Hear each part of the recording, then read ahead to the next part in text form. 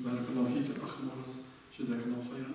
صدق الله العظيم وبلغ النبي المصطفى الكريم ونحن به مصدقون ومؤمنون.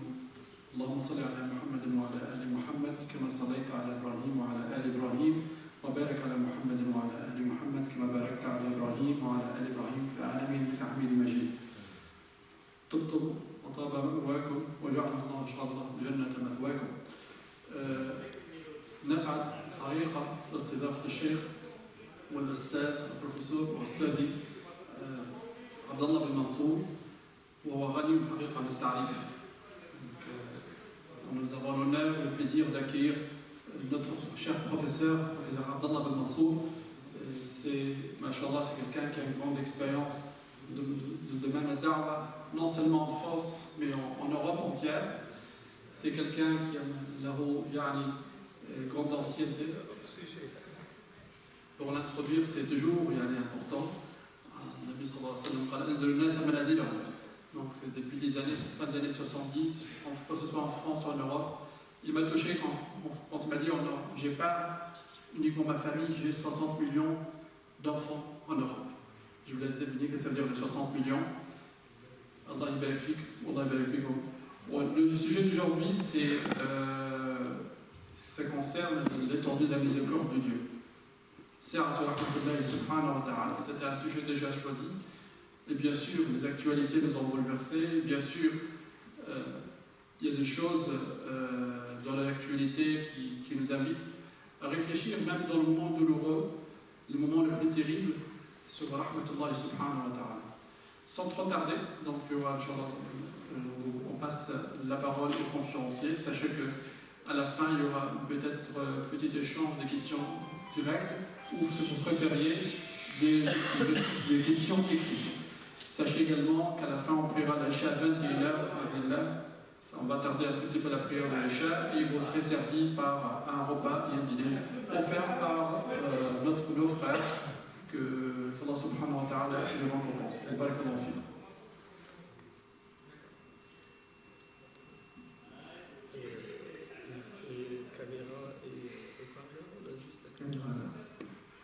أعوذ بالله من الشيطان الرجيم بسم الله الرحمن الرحيم الحمد لله نحمده ونستعينه ونستغفره ونعوذ بالله من شرور أنفسنا ومن سيئات أعمالنا من يهده الله فهو المهتدي ومن يضلل فلن تجد له وليا مرشدا وأشهد أن لا إله إلا الله وحده لا شريك له وأشهد أن محمدا عبده ورسوله رب اشرح لي صدري ويسر لي أمري واحلل عقدة من لساني يفقه قولي أما بعد إخوتي الكرام أخواتي الفضليات السلام عليكم ورحمة الله تعالى وبركاته. السلام عليكم ورحمة الله تعالى وبركاته. نحن نكرر on n'arrête pas de dire Assalamu alaikum wa rahmatullahi wa barakatuh.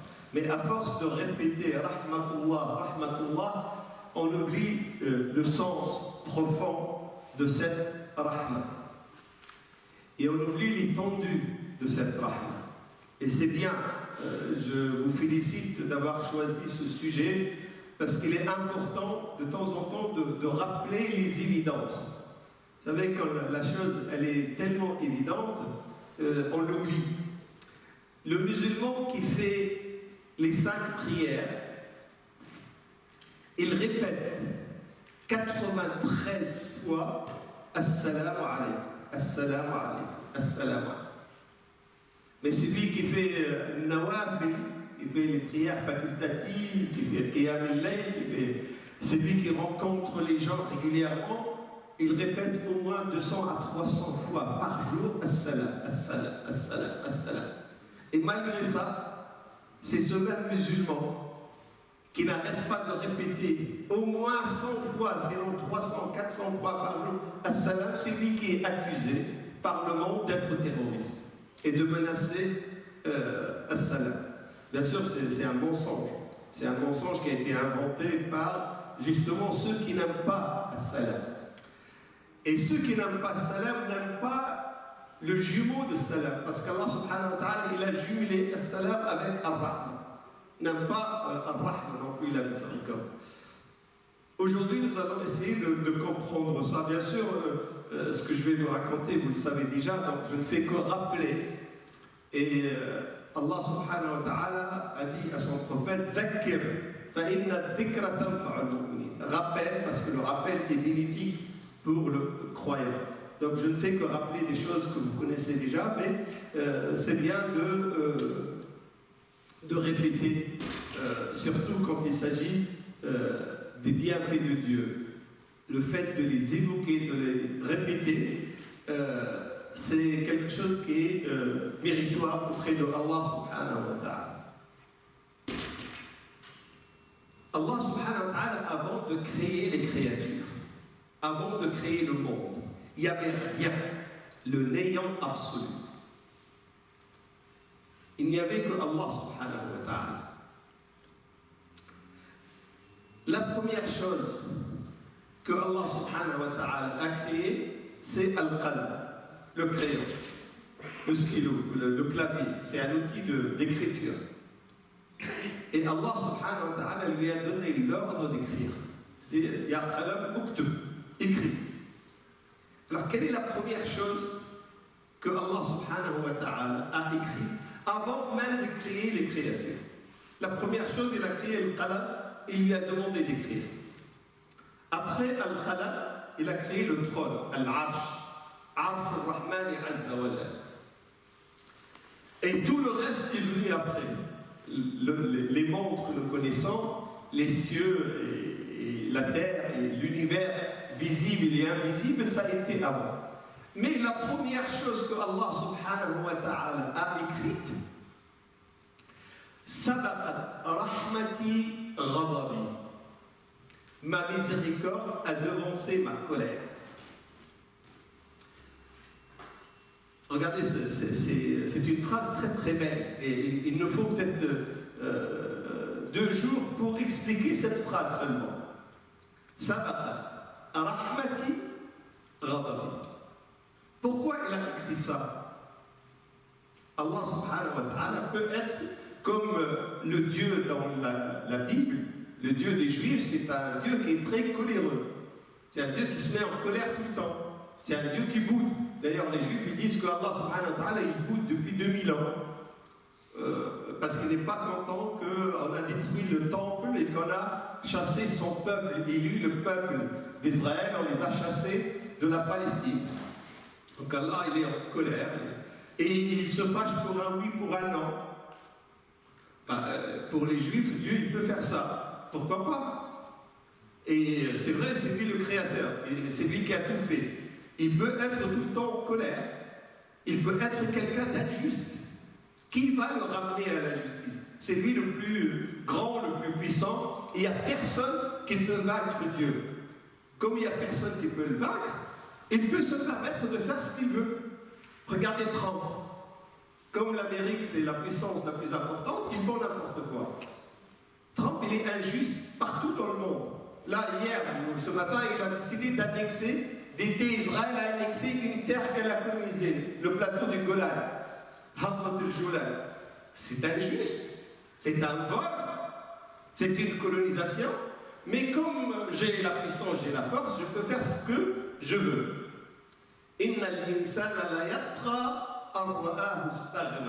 L'homme, quand il a la richesse, quand il a la force, quand il a la puissance, ben, il devient un tyran, il devient injuste. Et Allah subhanahu wa ta'ala aurait pu, il a parfaitement le droit, puisqu'il a l'exclusivité de la force, de faire ça. Regardez fi Ali Imran. Allah subhanahu wa ta'ala dit qu'il est le créateur unique. Il est le Dieu unique. Shahid Allahu annahu la ilaha illa. Donc il témoigne lui-même. Mais on va lui dire, mais tu témoignes pour toi-même, ya Rab. Wal malaika. Mais les anges, qui sont des centaines de milliards dans l'univers, dans les cieux, Ils n'ont pas vu un autre Dieu que Dieu. Donc ils ont dit, Dieu, tu es l'unique, tu es le seul. Il n'y a pas d'autre Dieu. Il n'y a pas que les anges. Les anges, ils ont vu, ils n'ont pas vu un autre Dieu.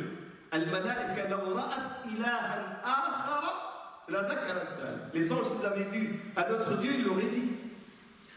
Donc Dieu, il a témoigné, les anges ont témoigné. Mais les gens qui sont intelligents, les gens qui ont un peu de logique, un peu de science, quand ils réfléchissent, ils arrivent à la même conclusion. La ilaha illallah, il n'y a qu'un seul Dieu. Donc nous avons trois témoignages, celui de Dieu, celui des anges, celui des savants, qu'il n'y a qu'un seul Dieu. Donc il a l'exclusivité de l'existence et de la force. Et quand on a l'exclusivité, qu'est-ce qu'on fait? Quand on a l'exclusivité, on devient injuste. On devient un tyran. Et vous allez voir dans cette vie, quand il y a un commerçant il est le seul qui a le produit, ben il va augmenter le prix au maximum parce qu'il n'y a pas de concurrence. Regardez les labos de médicaments dans le monde. Quand le laboratoire il a une molécule, il a l'exclusivité, et ben le prix il est au maximum. Et il le garde comme ça. Ce n'est pas justifié. La molécule, la fabrication de médicaments, elle coûte 1 €. Et il le vend 25 €. Et il exige de garder cette exclusivité pendant 25 ans, 30 ans, ça dépend du brevet. Et c'est seulement après qu'on peut faire ce qu'on appelle le médicament générique, une autre molécule, qui coûte 1 €, 1,20 €. Il y a une différence entre 1 € et 25 €. Pourquoi? Parce qu'ils ont l'exclusivité. Quand on a l'exclusivité d'un produit, quand on a l'exclusivité de la force, comme a dit Al-Qur'an al-Karim, Inna al-insana la yatra. On devient injuste et tyran. Mais Allah subhanahu wa ta'ala, puisqu'il a témoigné qu'il n'y a que lui, les anges ont témoigné qu'il n'y a que lui, les savants ont témoigné qu'il n'y a que lui, Shahid Allahu annahu la ilaha illa wal malaa'ika wa uli al-ilm.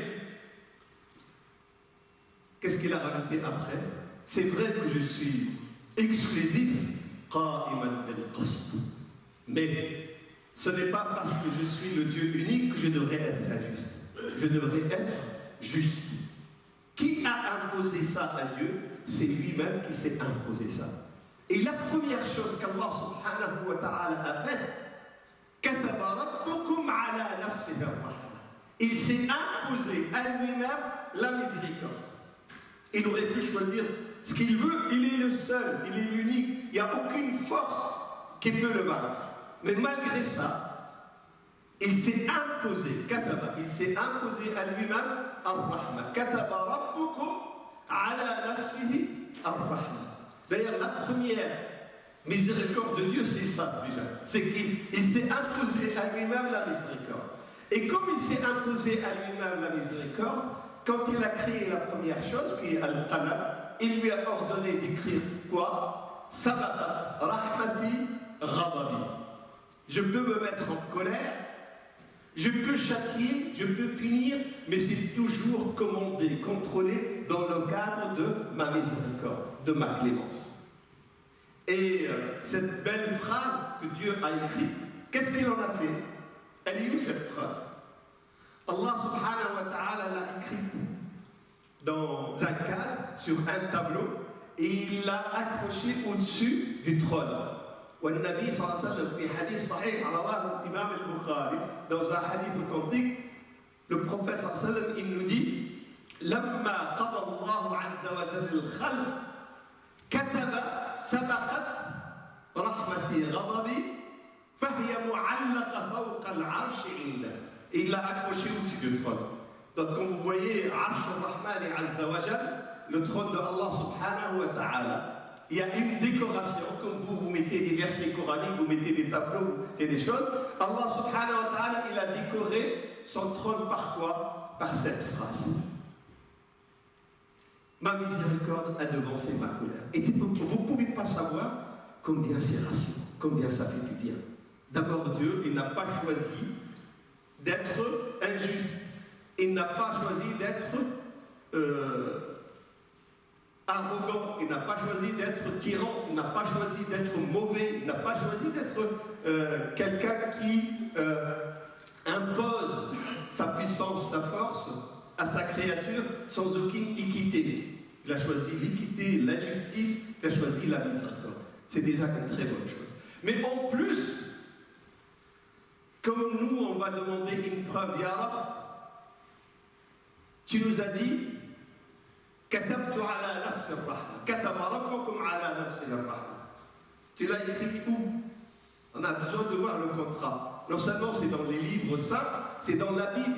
Moi je l'ai trouvé dans l'Ancien Testament, dans le Nouveau Testament, que la miséricorde de Allah subhanahu wa ta'ala, il se l'est imposée à lui. Mais il l'a écrite là où tous les anges, vous avez les 8 anges qui supportent le trône et tous les anges qui se rapprochent, et nous allons, toute la création qui va être jugée par Allah subhanahu wa ta'ala et qui aura le droit de voir Allah subhanahu wa ta'ala et voir son trône, elle va voir au-dessus cette pancarte, ce tableau qui orne Arsh al-Rahmani Azza wa Jal et dans lequel c'est marqué cette belle phrase Sabaqat rahmati ghadabi. Ça nous rassure déjà. Ça nous fait du bien. Rien que de savoir qu'il y a ça, ça nous fait du bien. Mais c'est quoi alors Ar-Rahma? Allah subhanahu wa ta'ala, une fois, il a créé Al-Qalam, il a écrit cette pancarte, il a créé le trône, il a commencé à créer le monde, mais avant de créer le monde, il a créé Ar-Rahma. Il l'a écrit, Sabaqat Rahmati. Mais c'est quoi Ar-Rahma? On va imaginer que Rahma, c'est une créature. On va imaginer que c'est une chose. Allah subhanahu wa ta'ala n'a envoyé dans le monde qu'1%. Il a pris Rahma, il l'a divisé en 100 parties. 1 centième, wa'ad fil mi'a, anzalahu ila al-ard. Il y a qu'1%. Et 99 parts, il les a réservés auprès de lui, yawm al-qiyam. Parce qu'on aura besoin de ça. Et ça, c'est important d'expliquer cette division-là, ce partage-là. Le prophète, sallallahu alayhi wa sallam, il nous dit l'amour que vous voyez entre la mère et ses enfants, entre les parents et les enfants, entre les gens, les proches, l'amour que nous avons pour les faibles, pour les malades, l'amitié que nous avons entre nous, la tendresse que la bête a. Et le prophète, il nous donne l'exemple d'une bête, il parle d'une jument, il dit même la jument, elle lève sa patte pour ne pas écraser son petit. Et pourquoi par Ar-Rahma, justement par cette miséricorde, par ce 1% de miséricorde. Depuis le début de la création jusqu'à Yawm al-Qiyamah, tout ce qui se fait comme bien dans le monde, c'est dû à ce 1%. Alors imaginez les 99 que nous allons trouver Yawm al-Qiyamah. Et ça fait quoi, le 1% de Rahma ici? La première chose, c'est que cette Rahma, elle peut, par induction, toucher les cœurs des gens. C'est-à-dire, tu peux avoir, toi, une partie de cette Rahma dans ton cœur pour, justement, faire du bien à tes enfants. Et le prophète, il saisit toutes les occasions pour rappeler ça. Une fois, un compagnon, il est venu le voir, il avait dans sa manche quelque chose qui est enveloppé. Et le prophète était avec ses compagnons à la mosquée, il lui a dit, Ya Rasulallah, j'ai entendu des oisillons, ferrar, des petits oiseaux, je les ai entendus gazouiller. Donc je les ai pris. Ça m'a fait du bien de les prendre et je dis, je vais les montrer au prophète. Mais dès que je les ai pris, je les ai mis dans ma manche, et à la maman qui m'a vu, elle est venue les rejoindre. Vous savez, les oiseaux sont programmés pour fuir les humains. Ce sont des animaux suffisamment intelligents pour savoir qu'ils ne doivent pas se rapprocher trop des humains, parce qu'un humain, quand il prend un oiseau, qu'est-ce qu'il lui fait? Soit il l'égorge pour le manger, soit il l'enferme dans une cage. Et les deux choses sont mauvaises quand même. C'est pour ça que vous avez des oiseaux qui sont là en train de picorer des grains. Dès que vous vous rapprochez d'eux, ils s'envolent. Mais cette maman-là, elle a vu ses petits, elle a bravé tous les dangers, elle est venue, elle aussi, se joindre à eux dans la manche de ce compagnon. Il a dit فَلَفَفْتُهَا مَعَهُمْ. Donc je l'ai enveloppé elle aussi, il les a amenés. Et le prophète sallam, il dit aux compagnons, vous voyez le courage de cette mère, poussée par cette compassion qu'elle a, cette miséricorde, qu'elle avait pour ses petits. Vous avez vu ça, à tel point qu'elle expose sa vie à elle au danger. Si elle doit mourir, elle mourra avec ses petits. Vous avez vu? قال oui, قال والله أرحم بعبده من هذه الأم بفراقها. Allah subhanahu wa ta'ala, il est encore plus miséricordieux que cette maman pour ses wasirs. Et dans une autre occasion, Abu Huraira nous raconte aussi, le prophète sallallahu alayhi wa sallam voyait une maman qui allaitait son petit. Elle avait un bébé collé à sa poitrine, elle était en train de l'allaiter, et puis vous devez voir une maman quand elle prend son petit, soit quand elle l'allaite ou après, regardez le regard de la maman vers son bébé. On ne peut pas l'expliquer, mais vous voyez dans ses yeux des centaines de milliers de tonnes d'amour et de tendresse et de compassion et de rahma, juste dans le regard. Puis Allah contre sa poitrine. Et le prophète sallallahu alayhi wa sallam de demander aux compagnons, est-ce que vous croyez qu'elle allait le négliger, elle allait le jeter, elle allait le laisser? Non, bien sûr, non. Regardez comment elle l'aime, comment elle est tendre avec, comment elle l'embrasse, comment elle le maintient. Et il a répété la même chose. Inna Allah la arhamu bi'abdihi min hadhihi al-um biwalidiha. Allah subhanahu wa ta'ala, il est beaucoup plus miséricordieux que cette maman-là. Ce sont des exemples, il y en a des centaines, des dizaines dans la sunna, où le prophète sallallahu alayhi wa sallam nous montre l'étendue de cette petite miséricorde de Dieu qui est accordée aux humains et qui est passée de Allah subhanahu wa ta'ala pour toucher le cœur des humains. Bien sûr, il y a des humains, ils ont le cœur tellement enveloppé de péchés, tellement enveloppé de crimes, tellement que la miséricorde de Dieu ne trouve pas de passage. Et le cœur devient comme une pierre. Et Allah subhanahu wa ta'ala, il reproche à une partie de Bani Israël que leurs cœurs sont devenus durs. C'est même pire que, parce que par là, dans les roches, on peut voir des sources d'eau jaillir. Mais il y a des cœurs, il n'y a absolument rien. Il y a juste la méchanceté. Et parfois, quand on voit ce qui se passe, on sait qu'il n'y a pas de miséricorde chez ces gens-là. La ville de Nouvelle-Zélande où s'est passé le crime, elle s'appelle, cette ville, Christchurch, l'église du Christ. La ville s'appelle comme ça, l'église du Christ. C'est-à-dire, dans l'église du Christ, il y a quelqu'un qui est venu dans la mosquée, qui est dans l'église, avec une caméra sur sa poitrine, il a commencé à tirer sur tout le monde. Pour une seule raison. Cheikh Allah il l'a récité là, Surat al-Buruj. وَمَا نَقَمُوا مِنْهُمْ إِلَّا أَن يُؤْمِنُوا بِاللَّهِ الْعَزِيزِ الْحَمِيدِ. Et leur seul crime, c'est qu'ils sont musulmans. Alors imaginez quelqu'un qui voit des gens, ils ne sont pas en train de vendre ou acheter, on va dire, ils sont en train de faire du commerce, du profit. Ils ne sont pas en train de faire la guerre. Ils ne sont même pas en train de jouer au foot. Il y a un club qui est pour, un club qui est contre. Ils ne sont même pas en train de se discuter. Ils font quelque chose qui ne fait de mal à personne. Ils sont là pour adorer Allah subhanahu wa ta'ala, pour adorer leur Dieu. Et ils ne sont pas dans la rue. Ils ne sont pas dans un lieu public. Ils ne sont pas au cinéma. Ils ne sont pas dans la place. Ils ne sont pas au terrain. Ils sont dans une mosquée, dans un lieu de culte, un lieu privé, fermé. Et malgré ça, il rentre, il prend sa mitraillette et puis il tire sur tout le monde. Est-ce que vous croyez que cette personne-là a de la miséricorde, de la clémence dans son cœur? Ne pensez pas à elle, pensez à ceux qui lui ont donné l'ordre.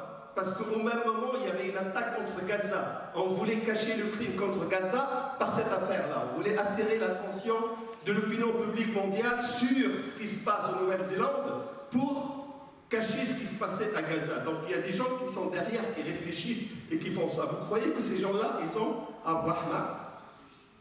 Alors que même une petite fourmi, même un petit insecte, quand il se comporte avec ses petits, quand il se comporte avec les siens, se comporte avec beaucoup de miséricorde. Seulement, il y a des cœurs qui ne sont pas touchés par Allah. Pour le musulman, il est impossible de ne pas avoir la miséricorde de Dieu. Parce que le prophète, sallallahu alayhi wa sallam, il nous dit « Ar-Ruhama'u yarhamhum ar-Rahman. Farhamu man fil ardi yarhamkum man fis sama. » Ar-Rahama, les miséricordieux, les cléments, les compatissants, Allah subhanahu wa ta'ala, c'est lui qui a induit dans leur cœur Ar-Rahma, la miséricorde, et c'est pour ça qu'il va les prendre en miséricorde. Ou, dans cette vie, et nous allons voir comment, et surtout dans l'au-delà, parce que dans l'au-delà, ils vont bénéficier des 99 parts de miséricorde que Allah subhanahu wa ta'ala a réservées pour Yawm al-Qiyamah. Mais qui vont bénéficier Ar-Rahman, c'est-à-dire ceux que dans cette vie, ils ont manifesté qu'ils étaient touchés par Rahmatullahi Azza wa Jal, qu'ils étaient influencés par Rahmatullahi Azza wa Jal, et ils ont traduit ça dans leur comportement avec les autres créatures de tous les jours.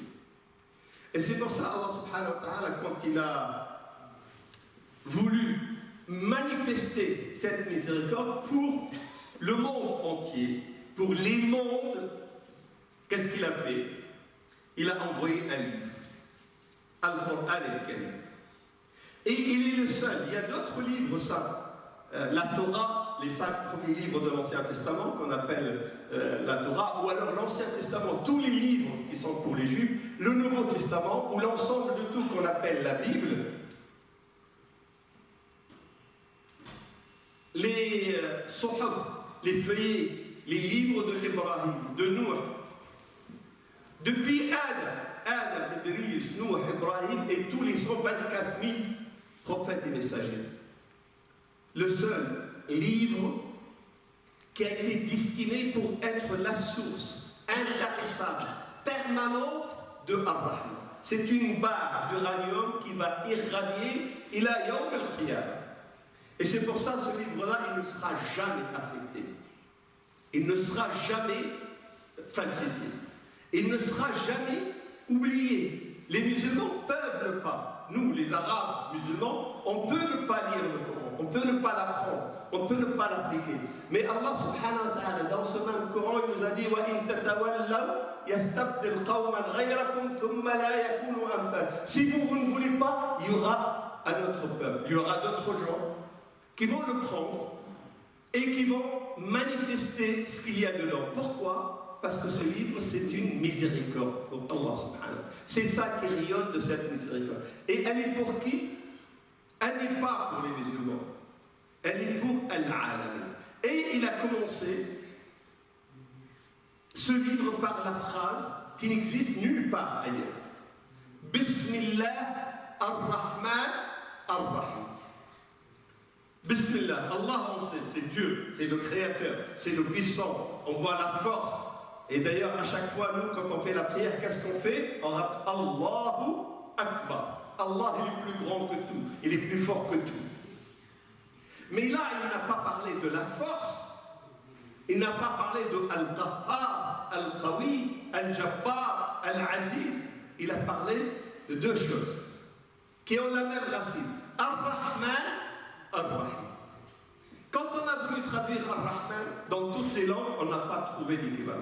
Il n'y a pas d'équivalent. Moi, j'utilise le terme miséricorde parce que c'est la traduction qui est.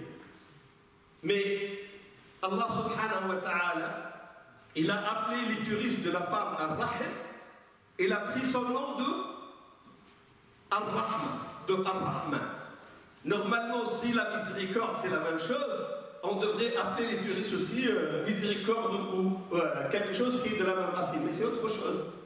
Et même si on a traduit Ar-Rahman par le miséricordieux, comment on traduit Ar-Rahim?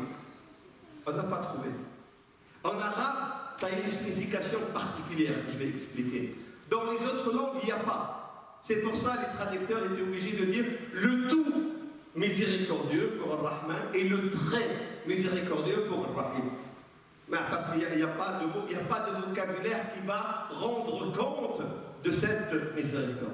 Et Allah subhanahu wa ta'ala, il aurait pu dire Ar-Rahman. Et si largement, c'est dire Ar-Rahman, le miséricordieux. Mais il a choisi de rajouter Ar-Rahim pour Ar-Rahman. Bon, on a compris. C'est la première phrase dans le Coran. Et Al-Basmala, c'est le premier verset, puisque Bismillah ar-Rahman ar-Rahim, c'est un verset de Fatiha. Bon, c'est très bien.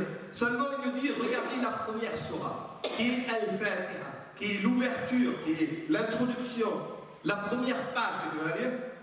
Alhamdulillahi Rabbi, et après, Ar-Rahman ar-Rahim. Alhamdulillahi Rabbil Alamin.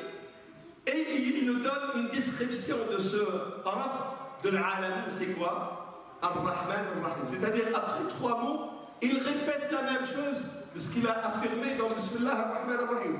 Regardez, Bismillah ar-Rahman ar-Rahim, Alhamdulillahi Rabbil Alamin. Après 3 mots seulement, il répète la même chose. Ar-Rahman ar-Rahim. Seulement, ce qui est très important, avant Ar-Rahman ar-Rahim, qu'est-ce qu'il a dit? Il a dit Al-Alamin. Rabb Al-Alamin. C'est quoi Al-Alamin? Al-Alamin, c'est-à-dire tout ce qui n'est pas Dieu.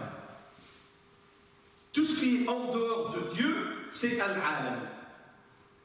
Les anges, les djinns, les animaux, les plantes, les insectes, les humains, les cieux, les terres, les planètes, les galaxies, tout ce qui est en dehors de Allah subhanahu wa ta'ala, c'est ça Al-Alamin. Et Allah, il est Rabb de qui? Il est le Seigneur de qui? Il est le maître de qui? Il est le maître de tout ce qui n'est pas Dieu, l'Alam. Donc tout ce qui est sous le contrôle de Allah, tout ce qui est soumis à la royauté de Allah, s'appelle Al-Alam. C'est important de comprendre ça. Vous savez pourquoi? Parce qu'il va nous dire un peu plus loin وَمَا أَرْسَلْنَاكَ إِلَّا رَحْمَةً لِلْعَالَمِينَ. On a envoyé Muhammad sallallahu alayhi wa sallam, on a décrété l'islam, on a inventé cette religion pour une seule raison. Il, c'est quelque chose d'exclusif. Le prophète Muhammad, il n'avait qu'une mission. Il n'y avait qu'une raison pour sa venue. L'islam n'a qu'une raison. Vous, dans la mosquée, vous n'avez qu'une raison d'être. Vous n'avez qu'une mission. Et si les musulmans ont failli à cette mission, ils ont failli à leur islam. وَمَا أَرْسَلْنَاكَ يَا مُحَمَّدْ إِلَّا رَحْمَةً. Comme miséricorde. Pour qui? L'Alamin. C'est qui l'Alamin? Tout ce qui n'est pas Dieu.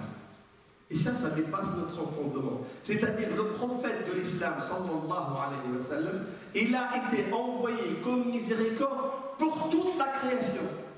Ce n'est pas pour les musulmans, ce n'est même pas pour les humains. Ce n'est même pas pour les humains et les animaux qui habitent sur Terre, mais c'est pour les anges, c'est pour les djinns, c'est pour les extraterrestres, c'est pour les planètes, c'est pour les choses qu'on ne connaît même pas, qu'on n'aura peut-être jamais l'occasion de connaître, mais nous savons que Muhammad sallallahu alayhi wa sallam est une miséricorde pour eux, pour cette création, puisque Rabbil Alamin ici, Al-Alamin là-bas, c'est les mêmes Alamin. Tout ce qui est sous le contrôle de Dieu, Muhammad sallallahu alayhi wa sallam a été envoyé pour qu'il soit une miséricorde pour lui. Et c'est important, nous allons le voir, on va prendre pour les humains, pour voir l'étendue de la miséricorde de Dieu. On a dit la première miséricorde, il a envoyé ce livre qui reste toujours à la portée de tout le monde. Et avec une langue, vous savez, toutes les langues, absolument toutes, vont disparaître. Pourquoi? Parce que toutes les langues, elles sont soumises à une loi. La loi de la vie et de la mort. Toutes les civilisations vivent, arrivent à un stade de force, à une pointe, un sommet, puis après, il y a une décadence, et puis il y a la mort. La civilisation chinoise, la civilisation égyptienne, grecque, romaine, européenne, arabe, tout va vivre et tout va mourir. Et la langue, la seule langue qui ne mourra jamais, c'est la langue arabe. Pour une raison très simple, parce que c'est le vecteur du livre qui est Rahma lil-Alamin. Rahma wa Huda. Al-Qur'an, c'est Rahma. Et ça, ça nous rassure. C'est-à-dire que si jamais un jour je suis perdu, que je sois juif, chrétien, athée, musulman, que je sois grand, petit, riche, pauvre, que je sois gouverneur ou gouverné, je sais que si jamais j'ai besoin d'un secours, j'ai besoin d'une aide, je la trouve dans ce livre. Il est toujours à la disposition de tout le monde. Et l'anglais va changer, le français va changer, l'arabe même parlé va changer. Quand vous entendez, parfois, quand on entend un Marocain qui parle le dialecte et un Syrien qui parle le dialecte, on a l'impression qu'il parle deux langues différentes. Et s'il n'y avait pas le musalsalat, les feuilletons égyptiens qui ont vulgarisé le dialecte égyptien, quand l'Égyptien parle, on ne peut pas le comprendre. Mais parce qu'avec la télévision, on commence. Mais il y a des dialectes qui sont très... Seulement la langue arabe, quand vous écoutez le journal télévisé au Maroc, en Tunisie, en Syrie, en Irak, c'est exactement la même chose, c'est la même langue. Pourquoi? Parce que la langue d'origine, elle est conservée par le Coran al-Karim. C'est la première rahma. Seulement, le Coran, il a été révélé à quelqu'un. D'abord, dans sa révélation, il y a une autre rahma. On passe, nous, souvent... si le Coran a été révélé en une seule fois, comme la Torah, tous les livres qui ont été révélés l'ont été en une seule fois, en un bloc. At-Tawrat, je ne sais pas si vous avez eu l'occasion de lire la Torah. Si vous avez suffisamment de foi, de iman pour ne pas être perturbé, je vous conseille de lire les 5 premiers livres de l'Ancien Testament. Qu'on appelle, qui commence par la Genèse, vous allez voir qu'il y a une masse incroyable de détails, de chiffres, de noms. C'est impossible d'apprendre ça. Et en plus, ça a été révélé en un bloc, une seule fois. C'est pour ça qu'il n'y a aucun juif qui connaît la Torah par cœur. Aucun. Il n'y a même pas un prophète qui connaît la Torah. D'ailleurs, il leur est interdit d'apprendre par cœur. C'est pour ça qu'il faut qu'ils la lisent dans le rouleau.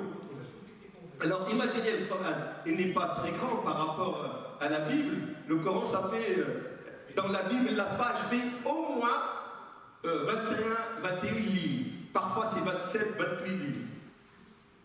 Dans le Coran, c'est 15 lignes. Et il y a maximum 10 mots dans la ligne. Entre 5 et 10 mots. Dans l'écriture de la Bible, il y a entre 10 et 20 mots. Et pourtant, le Coran, ça fait 600 pages, ou 604, mais parce que le Fatiha elle-même, elle prend déjà une page, et les 5 versets de Al-Baqarah prennent une page, mais ça fait 600 pages. Donc c'est un petit livre par rapport à l'Ancien Testament et au Nouveau Testament. Mais malgré que c'est un petit livre, il a été révélé en 23 ans. Il n'a pas été révélé en un bloc. Pourquoi? Pour garder la communication entre Allah subhanahu wa ta'ala et le prophète et les musulmans. Pour qu'Allah subhanahu wa ta'ala commande en direct les événements. À chaque fois qu'il se passe quelque chose, le ciel intervient et nous avons des... Et pour que ça soit plus facile à apprendre et à comprendre, le prophète qui était illettré, il n'aurait jamais pu, lui et ses compagnons, apprendre un bloc comme ça de 600 pages d'un seul coup. Et comme son ministère n'a duré que 23 ans, c'était pas suffisant pour apprendre tout ça. Seulement Allah subhanahu wa ta'ala anzala al-Qur'ana munajjaman. Il l'a révélé en plusieurs morceaux sur 23 ans. Pour qu'il y ait une communication continuelle, permanente, qui vient commenter et qui vient rassurer et qui vient soutenir les musulmans. C'est déjà, dans la révélation même de Coran, il y a déjà Ar-Rahman, la manière dont il a été révélé. En plus, au moment où il est révélé, il est appris immédiatement par le prophète et par les compagnons. Et comme ça ne suffit pas, comme ça devrait rester cette barre d'uranium qui va irradier tout le temps, il devrait être écrit. Et dès le début, le prophète s'est entouré, dès le début, de 5 scribes. Et puis après, ils sont arrivés à 12. C'est-à-dire, quand Allah subhanahu wa ta'ala révèle le prophète des versets, le prophète il récite, il y a 12 dactylos qui tapent le texte. Et nous avons gardé l'original. Et Abu Bakr, il a rassemblé tout, et puis il a tout compilé dans Al-Qur'an. Et après, Uthman ibn Affan, il a fait la même chose. Seulement, il a fait des copies. Et comme avant c'était écrit sur beaucoup de morceaux, sur des omoplates de chameaux, sur des troncs d'arbres, sur des... Uthman, il a compilé tout sur de la peau très très fine pour pouvoir faire 5 ou 6 ou 7 copies. Et nous avons, de ces copies, nous avons 4 aujourd'hui. Aujourd'hui, là où je vous parle, nous avons 4 copies complètes de Coran. Et nous pensons que les 3 autres, elles existent quelque part. Peut-être 1 ou 2 qui sont dans les cartes du Vatican quelque part, parce que les croisés, ils ont volé énormément de choses, parmi lesquelles les copies. Mais nous avons, vous pouvez aller à Londres voir l'original de Mus'haf Othman, vous allez le voir. Allez à Topkapi, à Istanbul, vous allez voir l'original. Allez à Samarkand, vous allez trouver l'original. Allez au Caire, vous allez trouver l'original. C'est pour que les musulmans soient rassurés que le livre qu'ils lisent, à la voyelle près, à la virgule près, c'est le livre qui a été révélé par Dieu. Et celui qui a amené le livre, à qui nous avons révélé le livre, c'est une rahma. Lui-même, Innama ana rahmatun muhdad. Le prophète en parlant de lui, il dit, moi je ne suis qu'une miséricorde qui a été offerte au monde par Allah subhanahu wa ta'ala. Et il n'a pas dit aux musulmans, il a dit au monde. Pourquoi? Pour 2 raisons essentielles. Il y a une raison simple que vous allez comprendre et une autre raison un peu plus compliquée, mais ils sont bien, ils sont intelligents ces gens-là. Donc on peut expliquer les choses philosophiques, c'est bien. La raison simple, c'est que Allah subhanahu wa ta'ala, avant, quand il envoie un prophète, un messager à un peuple, il leur montre le message de Dieu, qui est très simple. Ittaqullaha wa ati'u, ou u'budullaha. Craignez Allah et suivez mes instructions. C'est ça le message de tous les prophètes. On ne te croit pas. Eh bien, je vous donne la preuve. Il leur donne l'ordre de mission signé par Dieu, ce qu'on appelle le miracle. La preuve qu'il est envoyé par Dieu. Et si jamais ils ne croient pas malgré ça, donc ils ont un texte explicite, une preuve éclatante, et malgré ça, ils ne croient pas. Qu'est-ce que fait Allah subhanahu wa ta'ala? Il les extermine. Tous, sans exception. À chaque fois qu'il y a un peuple qui ne croit pas en Dieu, sa punition, c'est l'extermination totale. Qawm Nuh, il les a tous engloutis par le déluge. Qawm Lut, il a demandé aux anges, ils ont pris 5 villages. Et dans une version, 7 villages. Et la capitale de ce village s'appelle Sadoum. En latin, on dit Sodoma. Et il y a un livre qui vient de sortir il y a 2 semaines par Frédéric Martel. Tous les étudiants là, je leur demande, c'est même pas un conseil, c'est une demande express de l'acheter avant qu'il soit enlevé et lisez ce livre de 600 pages. C'est quoi Sodoma? C'est le Vatican d'aujourd'hui. Il dit que le Vatican, c'est un journaliste de l'Express, franco-français d'origine, comme disait Hassan Hussein, gauloise, et c'est un chrétien de culture. Il a passé 4 ans au Vatican, ça fait 30 ans qu'il fait l'enquête, mais il a passé 4 ans au Vatican pour sortir ce livre, dire que le Vatican d'aujourd'hui, on peut l'appeler comme Sodoma, comme la ville de Lot. Qu'est-ce qu'a fait Allah subhanahu wa ta'ala avec le peuple de Lot? Il a demandé aux anges, ils ont pris les 7 villages, ils les ont soulevés au ciel et ils les ont renversés. Et il les a laissés. Ceux qui passent de la Jordanie vers la Syrie, en passant par à la limite de la Palestine occupée d'Israël, là, il va le voir. Dieu il a dit, je vous laisse la preuve de l'existence de ces villages. On peut les voir. Qawm Salah, vous avez entendu, il y a quelques semaines, on a fait des concerts, des fêtes ici, comme ça, Mada et Salah. On peut les voir. On peut voir comment ils ont creusé, comment ils ont sculpté les châteaux, les maisons dans les montagnes, et on peut passer les voir. Donc nous avons même les preuves. Qawm Fir'aun, Allah subhanahu wa ta'ala, il a dit à Qawm. Vous savez, Fir'aun, à l'époque, il était vraiment la puissance. C'est les États-Unis maintenant. Et Fir'aun, c'était 30 maintenant. Et il les a tous engloutis, sauf lui. Il a dit, je vais te noyer, mais après, la mer va absorber tous les autres soldats, sauf toi. Elle va te jeter sur le rivage, sur la plage, pour que tu serves de modèle à tous les tyrans qui viendront après.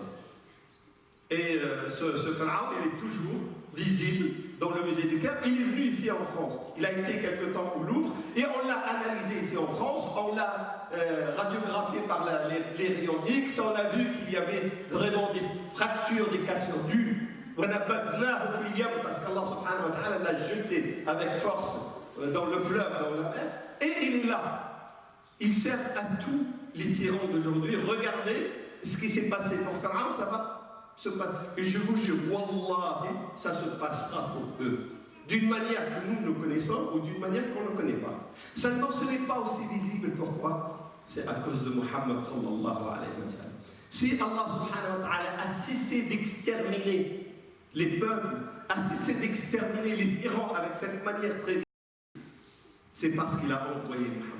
Depuis l'avènement de Muhammad sallallahu alayhi wa sallam, Allah subhanahu wa ta'ala, il a dit, le peuple qui ne croit pas en moi, je ne vais pas les exterminer. Et à Muhammad, grâce à toi, parce que tu es une miséricorde pour ces gens-là, je leur laisse encore une chance. Jusqu'à la dernière seconde de leur vie. Je vais pas. Et si jamais ils dépassent les limites, je vais envoyer des signaux d'alarme. Et vous devez savoir que ces signaux d'alarme, c'est une rahma. C'est quelque chose de bien, à tel point que Abu Bakr as-Siddiq, il avait 40 de fièvre. Il transpirait. On lui dit, on demande le médecin, le tabib, c'est qui? C'est Allah. C'est lui qui m'a envoyé la maladie. Et il est content. Mais tu as 40 de fièvre, tu transpires. Il est content, vous savez pourquoi? Parce qu'il sait que si jamais il est tombé malade, parce qu'il y a 3 raisons. La première, il a commis des péchés. Donc la maladie, avec chaque transpiration, avec chaque goutte de sueur, Allah subhanahu wa ta'ala gomme et efface des péchés. Donc après la maladie, 2, 3 jours, 4 jours de grippe, de fièvre, il va être avec un de ses vierges. C'est parce qu'il a commis des péchés. Ou alors il n'a pas commis de péché. C'est quelqu'un de vertueux, de bien, et les péchés qu'il a commis ne méritent pas cette grippe, cette maladie, cette fièvre-là. Alors pourquoi? C'est parce qu'il veut élever sa place auprès de lui, au paradis. Plus il supporte la douleur, la transpiration, la maladie, plus sa place au paradis va monter, va augmenter. Et c'est pour ça que les prophètes sont éprouvés. Ce n'est pas parce qu'ils ont commis des péchés, mais parce qu'Allah subhanahu wa ta'ala yurid an yarfa mathwahum fil jannah. Il veut élever. Ou alors, c'est parce qu'il risque d'avoir une maladie beaucoup plus grave et on a besoin de lui. Allah subhanahu wa ta'ala lui envoie cette maladie-là, il va souffrir, mais il va fabriquer des anticorps. Quand l'autre maladie plus grave arrivera, il est déjà immunisé. Donc c'est pour le préparer, en réalité, pour l'aider à affronter quelque chose de beaucoup plus grave. Nous, on ne le sait pas, mais Abu Bakr as-Siddiq, il le sait. Il sait que... Donc si jamais il y a des problèmes dans cette vie, Allah subhanahu wa ta'ala, il m'a dit, mais la ya'lamu junuda rabbika. Il n'y a que Allah qui connaît les soldats de Dieu. Seulement, il a dit, il y a 3 ou 4 forces que j'ai utilisées pour châtier les autres peuples. Alors, si je vous demande là de réfléchir, dites-moi ce qu'on appelle catastrophe naturelle. Vous entendez parler tous les jours de catastrophes naturelles. Quelles sont les 4 catastrophes que vous connaissez? Un docteur? Tremblement de terre, inondation, le feu, l'incendie, le vent, les tempêtes. Regardez le verset 40 de Surat Al-Ankabut. ومنهم من أرسلنا عليه حاصبا ومنهم من خسفنا به الأرض ومنهم من أغرقنا أرسلنا عليهم حاصب الصيحة الغرق والخسف. الصيحة c'est la foudre, c'est le feu. Al-Hasib c'est la tempête, c'est les vents. Al-Gharaq ce sont les inondations. Al-Khasf c'est le tremblement de terre. C'est-à-dire, et là, quand vous entendez qu'il y a une tempête en Floride, elle a tué, je ne sais pas combien, il y a des inondations dans le sud de la France, il y a eu un tremblement de terre à Tokyo, il y a eu un incendie au Portugal, tous les jours. Et même un accident de voiture, quand il y a un bus avec 40 enfants qui tombent dans le ravin, il y a 20 enfants, des petits enfants innocents qui meurent. Mais le bus, c'est quoi? Le bus, c'est d'abord le tremblement de terre. L'accident, il y a déjà le tremblement de terre. Il y a déjà le vent parce que la perte du contrôle, et quand le bus prend feu, il y a déjà le... C'est-à-dire les 4 peuvent être réunis dans un accident. Mais ce sont les 4. Allah subhanahu wa ta'ala, il a dit ce que j'ai fait pour exterminer les autres peuples, je vais vous envoyer des signaux d'alarme de temps en temps. Un petit tremblement de terre ici, un petit incendie là, une petite inondation là, et vous savez, je vous jure, Wallah, les responsables politiques, que ce soit le maire de la commune, que ce soit le préfet, que ce soit le président de la République, que ce soit ils savent quand il y a une catastrophe naturelle, ils savent qu'ils sont responsables quelque part. Le maire, il le sait. Il ne le dit pas. Bien sûr, il va dire le contraire. Mais il sait au fin fond de lui-même que parce qu'il n'a pas fait la digue, ou parce que lui-même, il était injuste. Et si jamais des enfants innocents, ils sont morts, parce que pourquoi ils n'ont rien fait? Demandez à leurs parents. Vous allez voir que les parents, ils ont tué. Ils ont bombardé des enfants en Afrique. Ils ont tué des enfants. C'est un médecin qui n'a pas fait son travail. À l'hôpital, il a laissé mourir 2-3 enfants. Après 4 ans, 5 ans, parce que Dieu est juste, c'est son fils qui va mourir dans l'œuf. Nous, on pense que c'est un accident, mais en réalité, c'est juste une miséricorde de Allah subhanahu wa ta'ala qui remet les choses dans l'ordre. Mais pourquoi il n'y a pas eu cette extermination? C'est grâce à Muhammad sallallahu alayhi wa sallam. Parce qu'Allah subhanahu wa ta'ala dit, je ne vais plus les exterminer, je vais leur envoyer des signaux, peut-être, la'allahum yarji'un, peut-être qu'ils vont revenir. Et il attend. Vous savez, il attend à quel point? Au point où, quand le prophète sallallahu alayhi wa sallam nous raconte cette histoire, ce hadith, un homme d'une Bani Israël, il a tué 99 personnes. Et vous le connaissez, tout le monde connaît cette histoire. 99 personnes. Puis après, il a eu un instant de lucidité. Il a dit, mais je suis vraiment un criminel. Et je vais mourir. Et qu'est-ce que Dieu va me faire? Est-ce que je peux me reprendre? Est-ce que si jamais je me reprends, et si je me reprends, est-ce que Dieu va accepter mon repentir? Alors il a demandé, est-ce que vous connaissez un savant ici? Est-ce que vous connaissez un imam? On l'a envoyé au rabbin, l'homme le plus savant de la contrée, il est parti le voir, il a dit, j'ai tué 99 personnes, est-ce que je peux me repentir? Ça va pas, il a dit, t'es fou comme un criminel comme toi, t'as tué 99, il n'y a pas de repentir. Il n'y a pas de repentir. Il l'a tué lui ici. De toute façon, je ne perds rien du tout. 99%, faqatalahu. Et après, il est parti pour manger un sandwich. En mangeant le sandwich, il a commencé à réfléchir. Il a dit, de toute façon, mais je ne peux pas supporter le châtiment de Dieu. Si j'ai tué 100 personnes, et pour chaque personne, Dieu va me punir, je ne peux pas supporter ce châtiment. Est-ce que je peux me repentir? Et moi, je vais demander. Il a demandé, est-ce qu'il y a un autre savant? On l'a envoyé vers un autre savant, un autre imam. Il l'a reçu. Mais qui a fermé la porte du repentir? Personne n'a le droit d'interdire à Tawbah le repentir. Bien sûr. Mais si jamais tu restes ici, tu vas rester un criminel. Parce que cette terre-là, elle n'est pas bonne. Tu devrais immigrer, tu devrais aller dans un autre pays où les gens sont beaucoup plus vertueux, les gens sont bons, ils vont t'aider à adorer Allah subhanahu. Il a pris son sac à dos, il est parti. Et au milieu du chemin, l'ange de la mort, il est venu, il a pris son âme, il est mort. Et quand il est mort, qu'est-ce qu'on a vu? Le prophète nous raconte, il y a 2 patrouilles. Une patrouille qui vient de l'enfer, Mala'ikat al-Adab, les anges du châtiment, et une patrouille qui vient du paradis, Mala'ikat al-Rahma, les anges de la maison. Ils sont tous les deux venus pour le prendre. Ils se sont disputés. Mala'ikat al-Rahma ou Mala'ikat al-Adab. Mala'ikat al-Adab, il n'a jamais fait du bien. C'est un criminel, il a tué 100 personnes. Pourquoi vous êtes ici, vous? C'est à nous de l'amener à l'enfer, la mérité. Et Mala'ikat al-Rahma, ils ont dit, oui, c'est vrai qu'il a fait ça, mais il a changé, il avait l'intention et il s'est repenti, et la preuve, c'est qu'il est venu, il a fait la moitié de la route pour aller donc Allah subhanahu wa ta'ala regarde le cœur a changé.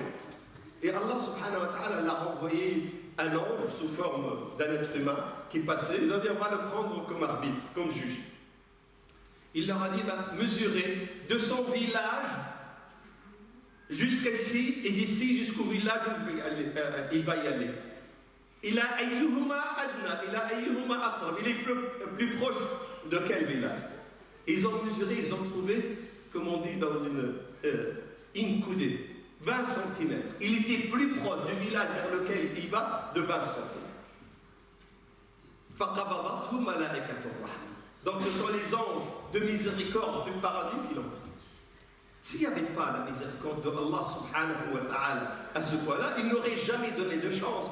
C'est pour ça Allah subhanahu wa ta'ala, il donne une chance à tous ceux que vous voyez aujourd'hui qui insultent les musulmans, qui frappent les musulmans, qui emprisonnent les musulmans, qui tuent les musulmans et qui accusent les musulmans d'être des terroristes et qui manipulent des jeunes sortis de prison pour être des terroristes et accuser les musulmans. Ils nous demandent à nous de patienter, c'est pas grave. Supporter ça, supporter, patienter. Parce qu'Allah subhanahu wa ta'ala, peut-être que parmi eux, il y aura quelqu'un qui fera du bien. Peut-être leurs enfants. Et quand les gens ils ont frappé le prophète Mohammed sallallahu alayhi wa sallam en revenant de Taif, Allah subhanahu wa ta'ala lui a dépêché l'ange des montagnes, il a dit je vais les aplatir avec les deux montagnes. Là. Inni arju an yukhrij Allah min aslabihim man ya'budullah. Je souhaite que peut-être eux, c'est un cas désespéré peut-être, mais peut-être que leurs enfants vont adorer Allah subhanahu wa ta'ala. Et vous savez ce qui s'est passé? Une des dernières batailles du prophète sallallahu alayhi wa sallam, Ghazwat Hunayn, après la conquête de la Mecque, toutes les tribus arabes, toutes, sans exception, y compris Al-Muhajirin ou Al-Ansar, tous se sont enfuis, ils ont laissé le prophète tout seul. Parce qu'il y avait une contre-attaque des mécréants tellement grande qu'ils n'ont pas pu résister. La seule tribu, la seule, qui a protégé le prophète, c'est Qabil al-Thaqif, c'est-à-dire les enfants des gens qui l'ont frappé. C'est leurs descendants, ce sont eux qui ont protégé le prophète sallallahu alayhi wa sallam. Donc la miséricorde de Muhammad, c'est que Allah ne va plus exterminer les mécréants. Mais la deuxième chose, je dis, qui est un peu philosophique et importante, c'est que tous les autres prophètes sont venus avec des versets explicites, clairs et nets. 2 plus 3 égale 5. Il n'y a pas de... Sauf Muhammad sallallahu alayhi wa sallam. Il est venu avec ce livre. Minhu ayatun muhkamat, hunna ummul kitab, wa ukhra mutashabihat. Mais dans le Coran, tout n'est pas explicite à 100%. Il y a des choses qui sont équivoques. Et pourquoi équivoques? Pour laisser une chance. Moi, je bois de la cristalline parce que mon chir, il m'a dit que c'est halal. Mon fils, il ne boit pas parce que son fils, il m'a dit que c'est haram. Alors c'est halal ou c'est haram? Qui a raison, qui a tort? Quand il y a un doute, le doute, il profite toujours aux serviteurs de Allah subhanahu. Comme il y a un doute, Dieu ne va pas châtier. Dieu ne va pas punir. Parce que peut-être que j'ai mal compris. Ce n'est pas comme à l'époque des prophètes, tout est explicite. Avec Muhammad sallallahu alayhi wa sallam, il n'y a que les principes fondamentaux qui sont. Tout le reste est équivoque. Et on a besoin de ijtihad, on a besoin de raisonner. C'est pour ça que vous pouvez trouver des gens qui font la prière comme ça, ils pensent que c'est halal, d'autres qui font comme ça que c'est halal, d'autres qui font comme ça que c'est halal, d'autres qui font... On sait quel est le halal. Et bien peut-être tout est halal, peut-être tout n'est pas halal, mais en tout cas, tout ça fait que Allah subhanahu wa ta'ala accepte tout et nous laisse une chance. Et c'est ça la miséricorde. C'est une miséricorde qu'il n'y a que Allah subhanahu wa ta'ala qui connaît, et elle est venue avec Muhammad sallallahu alayhi wa sallam pour que l'islam soit valable dans n'importe quel lieu et à n'importe quelle époque. Mais il n'y a pas que Muhammad sallallahu alayhi wa sallam qui est rahma. Il n'y a pas que... on s'arrête à quelle heure? Il n'y a pas que le Coran qui est rahma. J'ai cité les choses les plus importantes parce que dans notre vie, nous, comme musulmans, ce sont les guides pour nous. L'islam en lui-même, qui se compose de 3 choses. Al-Aqida, qui est la foi, qui est Al-Iman, la croyance, la conception de l'existence. Al-Ibadat, le culte, Salat, Siyam, et Al-Mu'amalat, les relations avec Dieu. Ces 3 choses-là sont gérées par ce qu'on appelle le sharia. Bien sûr, comme je le répète toujours, le terme sharia en France est un allergène. Quand on dit sharia, il y a beaucoup de mécréants, ils ont des boutons qui poussent, ils ne supportent pas. Quand ils disent sharia, si tu dis djihad, si tu dis sharia, etc., ils gonflent le pied, ils ont des boutons qui poussent, etc., parce qu'on a chargé ces termes de beaucoup de choses qui ne sont pas vraies. Al-sharia, c'est les juifs, ils appellent sharia, seulement ils l'appellent la loi. Les chrétiens appellent la loi. Et al-aqida, il appelle ça la foi. Et nous, on appelle ça al-iman ou al-amal al-salih. Al-sharia, c'est al-amal al-salih. Al-sharia, c'est quoi? C'est comment vivre. Vous ne pouvez pas savoir les sommes de miséricorde qu'il y a dans cette sharia. D'abord, c'est une très bonne chose que Allah subhanahu wa ta'ala, il nous envoie le Coran, il nous envoie Muhammad sallallahu alayhi wa sallam, mais il nous dit, avec Muhammad, il nous donne un GPS, une feuille de route, une carte, un moyen, une manière de vivre. Et si jamais on suit ça, si jamais on suit les prescriptions de ça, on ne peut vivre que bien. Et si jamais il y a une maladie, sachez que les maladies, toutes les maladies, sont à 99% la responsabilité du malade lui-même. Quand c'est pas lui, c'est peut-être son père, ce sont des gènes, ou alors c'est son copain, il lui a transmis le virus, ou alors il a laissé la fenêtre ouverte, il a chauffé une angine. Mais en tout cas, Allah subhanahu wa ta'ala ne va jamais t'envoyer une maladie comme ça, juste. Sauf pour les vertueux. Il n'y en a pas très nombreux sur terre qu'on peut considérer comme vertueux. On peut pas. Les vertueux, Allah subhanahu wa ta'ala la renvoie, comme j'ai dit à Abu Bakr, la maladie pour les éprouver. Le tamhis. Mais souvent c'est l'iljaza, la maladie qui nous arrive, Allah subhanahu wa ta'ala nous envoie ça pour. Mais si jamais on veut éviter cette maladie, et bien si on suit les prescriptions de Allah subhanahu wa ta'ala, nous avons très peu de chances de tomber malade. Nous avons très peu de chances d'échouer dans notre vie. Nous avons très peu de chances de divorcer dans notre mariage. Nous avons très peu de chances d'avoir une fille qui fugue, un garçon désobéissant. Ça peut arriver, mais quand on analyse, il y a quelques ratés, quelques ratages quelque part dans notre vie. Donc, Sharia a la somme des prescriptions, la somme des ordonnances, des règlements de Allah subhanahu wa ta'ala, c'est pour faire le bien aux humains. Quand on prend la partie la plus simple, qui est Al-Aqid, croire qu'il n'y a qu'un seul Dieu, c'est bien ça. Vous savez, les Grecs, ils avaient beaucoup de mal à concevoir la divinité parce qu'ils ont un Dieu pour la nuit, un Dieu pour le jour, un Dieu pour l'obscurité, un Dieu pour la lumière, un Dieu pour l'amour, un Dieu pour la haine, un Dieu pour la guerre, un Dieu pour... Et les Romains, ils ont eu la même chose. Les musulmans, ils ont qu'un seul Dieu, Allah. Donc ça rassure la prière. Mais même dans l'ibadat, quand tu fais la prière c'est quelque chose de bien pour toi. Et si jamais tu ne sens pas ce bien, c'est que tu ne fais pas la prière. Si jamais vous voyez quelqu'un qui fait la prière régulièrement et peut-être à la mosquée, mais qui malgré ça, il triche dans son commerce, il ment quand il parle, il agresse les gens, il est vulgaire, c'est que sa prière, en réalité, elle ne dépasse pas le toit de la mosquée.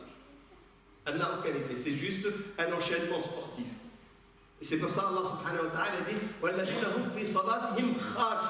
ceux qui sont concentrés dans la prière, pour que la prière fasse son effet. As-siyam la'allakum tattaqun. Kutiba alaykum as-siyam ya ayyuhalladhina amanu kutiba alaykum as-siyam kama kutiba 'ala alladhina min qablikum la'allakum tattaqun. Az-zakat khudh min amwalihim sadaqatan tutahhiruhum wa tuzakkihim biha. Donc il y a du bien dans. Mais dans al-mu'amala, dans les relations avec les autres, si Allah subhanahu wa ta'ala il a interdit le vol, et si il a décidé de, si jamais quelqu'un il vole juste par vice, on peut le punir, et à la troisième, quatrième fois on peut lui couper la main. C'est horrible, c'est barbare couper la main. Mais en réalité, il y a beaucoup, il y a que la misère, il y a que le rahma qui est dedans. Parce que combien moi je peux voler de personnes? Supposons que je suis un professionnel du vol, je suis un grand voleur. Combien de personnes je peux voler?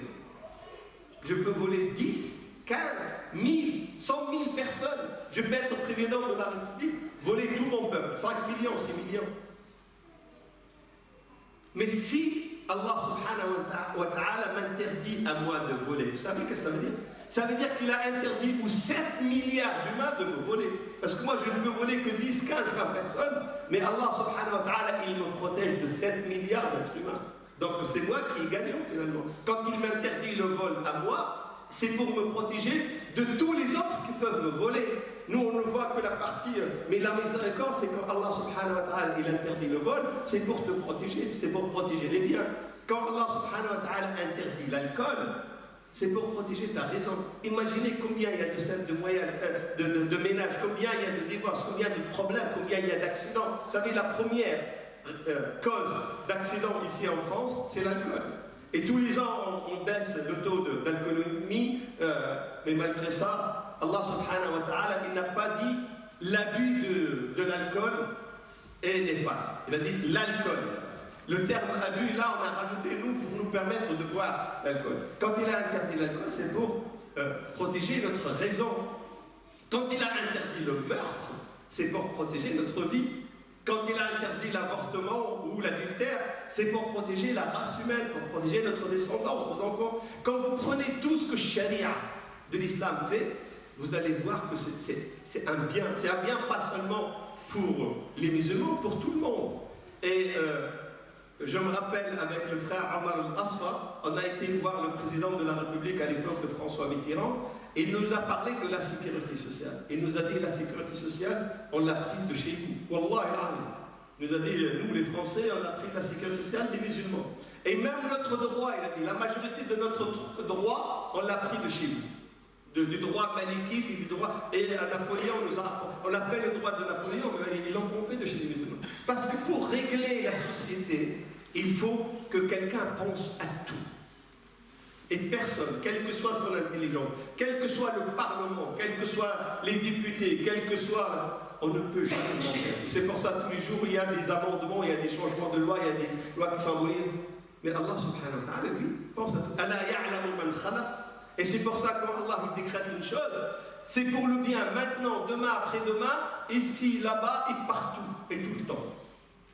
Et la législation de Allah subhanahu wa ta'ala n'a pas besoin d'être amendée, n'a pas besoin d'être changée, parce que ce sont des choses qui apportent ar-rahma, la miséricorde, à toute la vie humaine, partout. Et même, et je vais peut-être terminer, même quand on parle au châtiment, quand on parle de ce qu'on appelle le hudud, quand on parle des punitions, en réalité, le hudud en elle-même, quand quelqu'un il vole, et puis on le frappe, quelqu'un il vole, on l'emprisonne. C'est malheureux. C'est vrai qu'on a protégé la société de ce voleur, mais on l'a protégé lui, parce que la punition qu'on lui inflige ici, il ne va pas l'avoir dans l'au-delà. Dans l'au-delà, il arrive... il a déjà payé sa facture, donc il n'aura pas de peine. Et c'est pour ça les gens qui commettent des péchés, qui se repentent ou qui changent, ou alors qu'on les a punis, quand il arrive de notre côté, ils ont un dossier vierge. Et parfois, il y a des gens qui n'ont pas payé la facture, mais ils sont musulmans, ils ont fait beaucoup de bien, mais ils ont fait beaucoup de mal. Ils ont commis des péchés seulement, on n'a pas pu les arrêter, et on n'a pas pu les filmer en train de voler, en train de tuer. Et bien pendant l'agonie, pendant la mort, Allah subhanahu wa ta'ala yu'assir alayhim sakaratil maut. Ils vont souffrir pendant la mort, pendant 2 jours, 3 jours, jetés à l'hôpital ou à la maison, etc. Et il y a une souffrance que nous, on ne peut pas savoir. Pourquoi? Pour que cette souffrance-là efface toute la punition qu'il a méritée et qu'il n'a pas eu. Comme ça, quand il passe de l'autre côté, il passe avec un dossier vierge. Donc même la punition, même la souffrance, c'est une face de Rahmatullahi Azza wa Jalla. Bien sûr, on ne peut pas résumer la première phrase qu'Allah a écrite dans la création. Sabaqat rahmati ghadabi, la résumer en 1 heure ou 1 heure et demie. Il nous faut des séminaires de plusieurs jours pour parler de tous les aspects de Rahmatullah subhanahu wa ta'ala et les prendre dans la prière, dans le siyam, dans le salat, dans l'amr bil ma'ruf, nahy al-munkar, dans le Coran, dans la vie de famille, le rôle de la maman, le rôle du papa, et on a ar-rahma partout. On peut voir ici, juste dans la mosquée, ici, l'air qu'on respire, l'oxygène qu'on respire, il est filtré dans cette mosquée, il y a tous les gaz toxiques, mortels. Seulement Allah subhanahu wa ta'ala, nous on ne les voit pas. Il y a des machines qui filtrent l'air pour ne garder que l'oxygène qu'on peut respirer. Nous on ne voit pas ça. Mais Allah subhanahu wa ta'ala, il nous a fait ça par ar-Rahman. L'eau qu'on boit, on ne peut pas garder l'eau dans le corps. On va dire, bon, puisqu'il n'y a pas beaucoup d'eau où la cristalline va augmenter, où Evian va augmenter, voilà, au lieu d'acheter, je vais boire 20 litres d'eau, comme ça, on ne peut pas, le corps va rejeter ça. On est obligé de boire ça. Et c'est pour ça Allah subhanahu wa ta'ala, il a donné à tout le monde l'accès à toutes les choses dont il a besoin. Et même l'amma Ibrahim alayhi salam, il a dit, Allahumma arzuq هذا البلد من الثمرات من آمن منهم. Les gens qui ont cru dans Allah subhanahu wa ta'ala, قال ومن كفر. Même les mécréants, je leur donne. Je les ai convoqués dans cette vie, je leur donne. Mais après, dans l'au-delà, je vais leur demander des comptes. Allah subhanahu wa ta'ala, il a englobé de sa miséricorde, de 1%, toute la créature. Et tous les gens, musulmans ou kafir, seulement pour les musulmans, il a mis quelque chose de plus. C'est Ar-Rahim. Ce n'est pas Ar-Rahman, c'est Ar-Rahim. Ar-Rahim, c'est une miséricorde spéciale, réservée exclusivement aux croyants. qui va être à eux à 100% Yawm al-Qiyamah et dont ils bénéficient ici en plus dedans. C'est-à-dire que ton collègue à l'usine qui est mécréant, tu as une voiture, il a une voiture, tu as un poste, il a un poste, tu as un salaire, tu as une femme, donc vous avez tout, absolument tout. Vous bénéficiez de Rahman, Ar-Rahman, Amizah. Seulement toi, en plus, tu as At-Tuma'nina, tu as la sérénité. Toi, tu sais d'où tu es venu, tu sais qu'est-ce que tu vas devenir après la mort. Lui, il ne le sait pas. Et lui, il est dépressif, lui, il est anxieux, lui, il a du stress.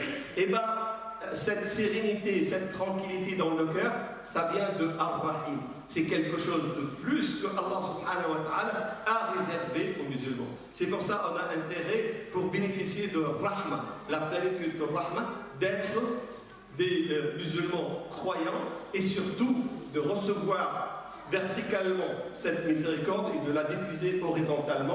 Comme ça, Ar-Rahimuna yarhamuhum ar-Rahman. Nas'alullah subhanahu wa ta'ala an nakuna min ar-Rahimin. Et nous avons rendez-vous dans pas très longtemps pour continuer ce sujet, surtout l'aspect pratique, après l'aspect philosophique de tous les jours, comment nous, on devrait être clément, compatissant, miséricordieux avec tout notre entourage, notre famille, nos amis, notre société, les animaux, les plantes, absolument toute la créature. Nous avons un comportement de miséricordieux. On va le développer dans quelques mois, Inch'Allah. Wa sallallahu wa sallam wa barak ala sayyidina Muhammad. Je vous laisse un quart d'heure pour les questions. Jazakallahu khayran. Barakallahu fik. Jazakallahu khayran. Barakallahu fik, jazakallahu khayran pour ces lumières de miséricorde. Est-ce que quelqu'un, plus de le micro, quelqu'un souhaite poser une question? Tout est clair? Ils sont assommés là. Ils attendent tranquillement l'heure de la prière et le repas. Oui, ils attendent trois choses. Ils attendent la fin de la conférence, le début de la prière, le début du repas. Trois bonnes nouvelles. Juste pour développer rapidement, tu as déjà tout dit sur l'aspect de la miséricorde de Dieu qui a aussi partagé avec la clémence et la miséricorde de Dieu, contient toutes choses. Il y en a qui pensent que la miséricorde de Dieu, bien sûr, ça touche les croyants, les musulmans, mais en réalité, elle touche le mécréant. Al-Kafir, Kalimat Ar-Rahman, Ar-Rahman li kulli khalqihi. Le plus grand pécheur, le plus grand mécréant. Pharaon. Vous savez, Pharaon, quelle est la spécificité de Pharaon? Pharaon n'était pas un tyran, il n'était pas injuste seulement. Pharaon a dit Ana rabbukumul a'la. Il a dit c'est moi Dieu. Donc il s'est mis à la place de Dieu. Il a prétendu qu'il a tué Dieu. Ya Haman ibn li Sab'an. Il a construit une tour, il a tiré une flèche, puis il a dit voilà, j'ai tué le Dieu de. Wa ma 'alimtu lakum min ilahin ghayri. Je ne crois pas qu'il y a un autre Dieu que moi. Vous voyez, il n'y a pas un crime pire que ça. Il a pris la place de Dieu. Et au moment où il se noyait, لو قال آمنت أنه لا إله إلا الله, Dieu l'aurait sauvé. Mais justement, son orgueil, sa vanité, lui a refusé de dire La ilaha illallah. قال آمنت بالذي آمنت به بنو إسرائيل. Celui-là auquel vous croyez, il n'ose pas dire Allah subhanahu. Et il a commencé en se noyant Ya Moussa, Ya Moussa, Ya Moussa. Il veut que Moussa lui envoie une poupée pour eux. Et Moussa le regardait. Et Allah subhanahu wa ta'ala après, il a demandé Aada Moussa. Il a dit Ya Moussa, لقد دعاك 70 مرة فلم تجب وعزتي وجلالي لو دعاني مرة واحدة لوجدني قريبا مجيب. Est-ce qu'il y a une miséricorde? Il t'a appelé 70 fois. S'il m'avait demandé, s'il avait dit une seule fois, Ya Allah, Allah subhanahu wa ta'ala l'aurait sauvé. C'est lui qui a dit Ana rabbukum a'la. Wasi'at rahmatuhu kulla shay. Donc, Ar-Rahma de Allah subhanahu wa ta'ala, elle n'est pas exclusive pour les croyants. Ça, c'est Ar-Rahman. Mais Ar-Rahim, wa kana fil mu'minina rahima. Ar-Rahim, c'est pour vous. Ar-Rahim, c'est juste pour les musulmans. Ça, c'est une spécificité. C'est une option en plus pour les croyants. Mais Ar-Rahma, la miséricorde, on peut appeler Ar-Rahim compatissant, clément, bon, c'est quelque chose de plus que Ar-Rahma, quelque chose de très spécifique. Ça, c'est pour les musulmans. Ici-bas et surtout dans le delà. Mais Ar-Rahman, c'est pour tous les animaux, pour toutes les plantes, pour toutes les choses, pour tous les humains, bons ou mauvais, croyants. Il n'a pas dit les êtres humains, il a dit shay. C'est-à-dire, dans ce gobelet-là, il y a Rahmatullah Azza wa Jalla. Dans ce micro, il y a, dans toute chose, on peut voir les traces de Rahmatullah Azza wa Jalla. Quelqu'un a une question? Salut, ce Jacques Sénéla, le responsable de dialogue interreligieux, qui est avec nous ce soir. Ça me touche beaucoup. Je te remercie, mon cher Jacques. Donc, je note peut-être une question, interrogation, concernant. On sait qu'on vit dans un milieu qui dégage malheureusement dans le populisme, dans l'extrémisme nationaliste, le repli identitaire. Nous demander à nous musulmans de regarder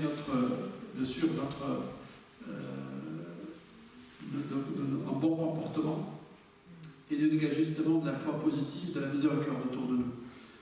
Quel conseil que pourrait nous donner? Ce que les autres pensent de nous, qu'ils soient mécréants, qu'ils soient chrétiens, qu'ils soient juifs, qu'ils soient athées, on ne peut rien. On ne peut pas changer l'idée de l'autre sur nous. Et Dieu nous a dit, ne vous occupez pas d'eux. Mais vous pouvez changer ce que vous avez en vous. Alors il nous a dit, vous allez entendre beaucoup de mal des gens qui ne sont pas musulmans. Et beaucoup des non-musulmans vont vous faire beaucoup de mal. Dans la parole, ils vont vous accuser injustement. Dans les actes, ils vont décréter des lois injustes, etc. Et Allah subhanahu wa ta'ala, il dit que c'est injuste. Et qu'est-ce qu'on doit faire? Pardonner et laisser tomber. Ça va être le sujet du bourget. C'est pas grave. Laissez pardonner. Vous ne pouvez pas. Et ils vous font du mal, faites-vous le bien. Parce que si eux, ils font le mal et vous leur faites du mal, vous devenez pareil. Mais eux, si vous estimez que vous êtes victime, moi, occupez-vous des musulmans, de vous, moi je m'occupe des autres. Allah subhanahu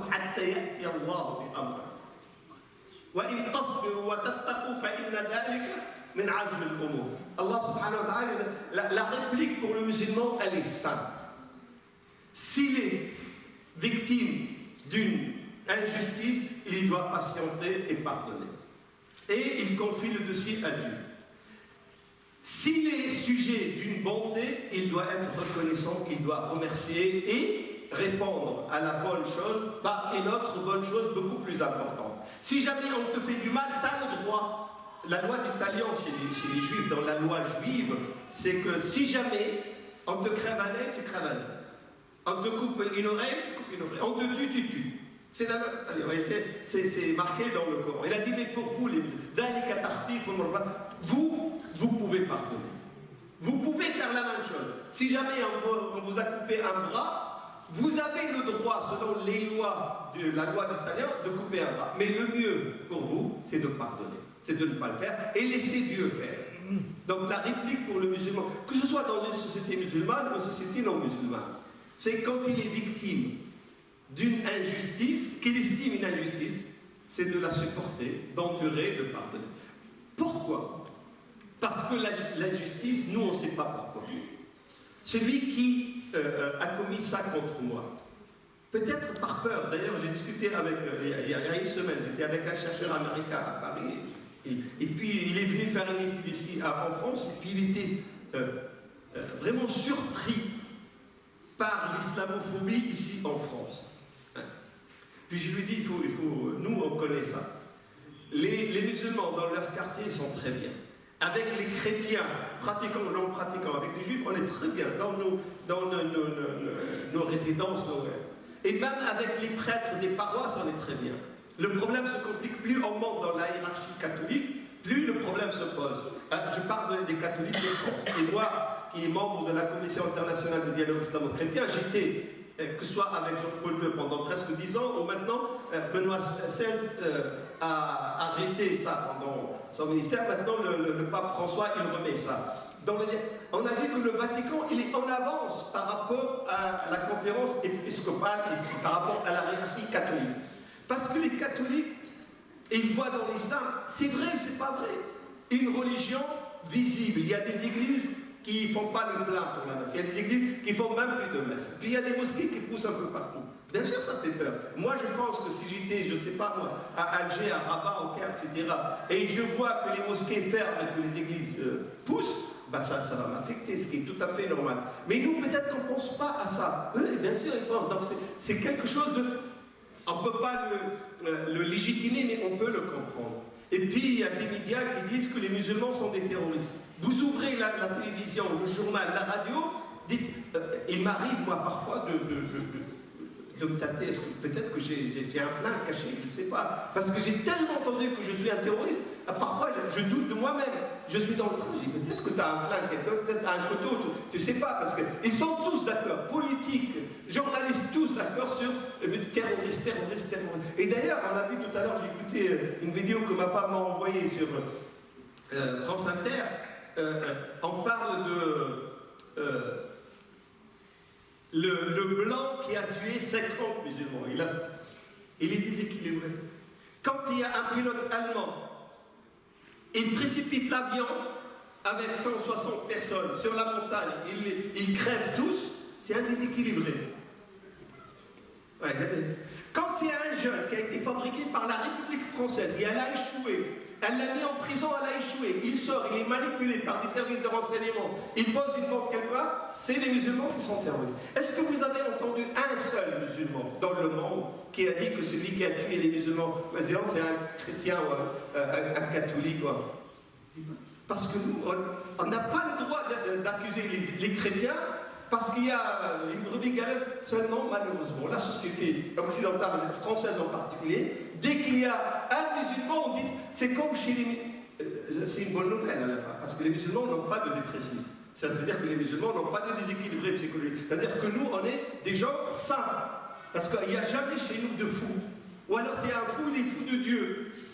Ah, ça c'est une bonne nouvelle. Les musulmans n'ont pas besoin de psychiatre. Et ça ne veut pas que chez les musulmans, au contraire, chez nous, il y a beaucoup plus de fous, il y a beaucoup plus de déséquilibrés, parce qu'ils vivent une situation qui n'est pas normale. Mais quand il y a un fou, un déséquilibré, commet un acte qui est condamné immédiatement par tous les musulmans, malgré ça, vous allez entendre pendant des mois et des mois et des mois, vous allez entendre que c'est le terrorisme, l'islam, le Coran, la loi, Mohamed, le djihad, etc. Et puis on va sortir tout ça. Quand on est avec les prêtres des paroisses, quand on est sur le terrain, ils comprennent, on comprend, on est très bien. Quand on monte dans la hiérarchie, on voit une sorte de méfiance. Plus quand on arrive au Vatican, au contraire, les responsables du Vatican, ils pensent qu'il y a une sorte de dialogue qu'il faut instaurer. Mais il y a un maillon faible ici, et dans la hiérarchie catholique, ça fait 40 ans que je suis dans l'activité musulmane, et on leur a dit, on leur a écrit que c'est pas... Vous devez au moins dire que c'est pas vrai. On n'a jamais accusé les Corses d'être des catholiques. Parce qu'ils sont terroristes, on n'a jamais accusé l'IRA d'être des protestants, en tout cas des musulmans. Les Anglais disent protestants contre catholiques. Mais nous, on n'a jamais dit que le TA ou que les Pays-Bas sont des terroristes parce qu'ils sont chrétiens ou catholiques. Ça n'arrive pas. Mais malheureusement, dans la société française, il y a beaucoup de gens, heureusement ce n'est pas tout le monde, mais il y a beaucoup de gens qui maintiennent la politique, les médias, il y a des responsables ici et là qui font ça. Qu'est-ce qu'on doit faire? On souffre de ça. Et Allah subhanahu wa ta'ala nous a dit La tublawunna fi amwalikum wa anfusikum wa la tasma'unna min alladhina utul kitaba min qablikum wa min alladhina ashraku adan kathir. Il nous a dit vous allez entendre de ceux qui ont eu le livre avant vous, c'est-à-dire les juifs et les chrétiens. Et les mécréants, vous allez entendre beaucoup de bêtises. Et ça va vous gêner. Mais c'est pas grave, patientez, supportez, endurez, ne faites rien. Au contraire, vous devez prier pour eux, pour qu'Allah subhanahu wa ta'ala leur donne la clairvoyance. Et c'est pour ça, moi, quand je suis avec les chrétiens, je suis très très dur avec eux, parce que et quand je suis avec les musulmans, je leur dis ne faites rien, parce qu'on n'a pas le droit de faire quoi que ce soit, à part le pardon, l'endurance et comprendre ça. C'est quelque chose pour nous qui est la seule réplique que nous avons. C'est difficile à accepter, mais en tant que musulmans, on n'a pas le choix, on n'a pas le droit de faire autre chose. On sait que c'est injuste, on doit accepter ça. Salam alaikum, Abdullah, fik ton intervention, jazakallah bi khair. Yani la patience, mais on est dans un pays de droit. Yani c'est, alhamdoulilah, dans un mal il y a toujours un bien. Yani quand on voit nos frères qui se sont fait assassiner de façon sauvage par ce terroriste, mais on dit terroriste, on s'arrête à ce point-là, mais même on a trouvé des personnes qui lui trouvent des excuses. Ils disent qu'il est des nôtres, il est parmi nous, il est déséquilibré, il a une enfance. On lui trouve toujours. Imaginons si moi j'avais dit que Mohamed Nera ou quelqu'un ou tel, il fait partie de nous. Moi je fais partie de nous. Je ne serais pas en train de parler ici, je ne serais pas en train de parler maintenant. Mais on est dans ce contexte, la patience, alhamdoulilah, la patience on la trouve dans la prière, comme il nous dit Allah subhanahu wa ta'ala, et quand le musulman est éprouvé, ça c'est d'un côté, mais de l'autre côté, on a la loi. Oui, c'est le problème, c'est ça, le problème, c'est que on n'arrive pas à passer à ce stade. Le dernier recours, c'est-à-dire quand tu es injustement traité, il y a une loi, tu dois faire marcher la loi, tu dois aller saisir un avocat, poser plainte contre nous, on n'arrête pas tous les jours. La France, tous les jours, elle est condamnée par la Cour européenne. Tous les jours, il y a une condamnation de la France par la Cour européenne. Je suis désolé, mais après, quand le juge lui-même, il est injuste, quand le droit ne te donne pas le droit, le dernier recours, moi quand j'ai dit la patience, Allah subhanahu wa ta'ala, quand il dit, à la dernière chose que tu dois faire, c'est patience. Mais il faut bien sûr épuiser toutes les voies de recours. On est dans un pays de droit, on défend ses droits, on respecte la loi, on demande à la loi. Mais vous croyez, est-ce qu'il y a une seule justification pour qu'on interdise à une fille d'aller à l'école avec son foulard? J'ai vu de mes propres yeux, je suis allé avec des journalistes, avec Maître Vergès, il est décédé. La fille, elle rentre à l'école, au collège. Elle a un bonnet. Pourquoi tu portes un bonnet? Parce que Madonna, c'est la mode de Madonna. Vas-y. Pourquoi tu portes un bonnet? Parce que je suis musulmane, tu ne rentres pas. C'est le même bonnet. Et c'est la même fille. Est-ce qu'il y a une signification? Qu'est-ce qu'ils ont fait les musulmans? On n'a même pas fait de manifestation contre la loi du 15 mars 2004. On n'a même pas. Qu'est-ce qu'on a fait? On a dit bon, il accepte. Je suis allé négocier avec la hiérarchie catholique. Je leur ai dit nous allons mettre nos enfants dans vos écoles privées parce que la loi n'est pas imposée aux écoles privées juives et chrétiennes. Ils ont tous, sans exception, ils se sont précipités pour changer les réglementaires des écoles privées catholiques pour refuser les filles musulmanes. Qu'est-ce qu'on a fait? Est-ce qu'on a crié? On a ouvert des écoles. Et là, au mois de septembre, il y avait la 84e école. Et à tel point que, subhanallah, il y a 3 jours, wallah, 3 jours, j'étais à Paris avec un responsable, il m'a dit, on est en train de dire, est-ce qu'on n'a pas fait une bêtise? Je lui ai dit, pourquoi? Il m'a dit, parce que le budget, il est le même. Le budget alloué aux écoles privées, il est le même. Avant, on le partageait entre catholiques, protestants et juifs. Maintenant, on le partage avec les musulmans. Mais si vous allez, nous, on va fermer et vous allez monter, d'ici une dizaine d'années, il n'y aura plus grand-chose pour les écoles catholiques. Donc, puisque le budget ne va pas augmenter, on va partager avec vous. On aurait dû accepter vos filles. On n'a pas voulu ouvrir des écoles privées. On a voulu que les chrétiens et les juifs acceptent nos filles dans les écoles privées. Ils n'ont pas voulu. Qu'est-ce qu'on a fait? On n'a rien fait. On a déposé plainte contre eux. On a perdu parce qu'il y a une loi. Le Conseil d'État, il a dit le gouvernement, il peut faire ce qu'il veut. Même si le Conseil d'État, il a rappelé, la laïcité, c'est la laïcité de l'école et non de la fille. La fille, elle peut être juive, catholique, protestante, athée, musulmane, mais l'école devrait être, et malgré ça, et on a dit les signes ostentatoires.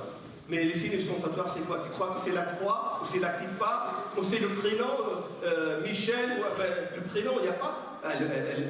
Michel, c'est religieux. Comme Mohamed, c'est religieux. Mais non, c'est le foulard. Et malgré que nous savons, le seul pays au monde, il y a 211 pays membres des Nations Unies, le seul au monde, il y avait 3 pays, la Tunisie, la Turquie et la France. La Turquie, elle a changé sa législation, la Tunisie, elle a changé le système complètement. Le seul pays au monde qui interdit le foulard à 10 gamines pour le faire, le seul, c'est la France. Donc, et je suis allé à Washington, j'ai discuté avec des gens, même avec l'ambassade. Ils disaient c'est incompréhensible, mais le contexte français, la guerre contre les clercs au début du siècle dernier, l'Église, la laïcité, la spécificité française, ben on comprend. On est victime d'une. Je suis allé à Moscou, c'est la même chose. À Stockholm, partout dans les capitales, personne ne comprend. Et pourtant, la diplomatie française, elle a travaillé. Et des ministres européens ils nous appellent quand on était à la tête de l'Europe. Qu'est-ce que vous avez fait à la Suède? Pourquoi la diplomatie française? Ils nous disent il ne faut pas leur donner, parce que vous leur donnez comme ça, ils vont avoir.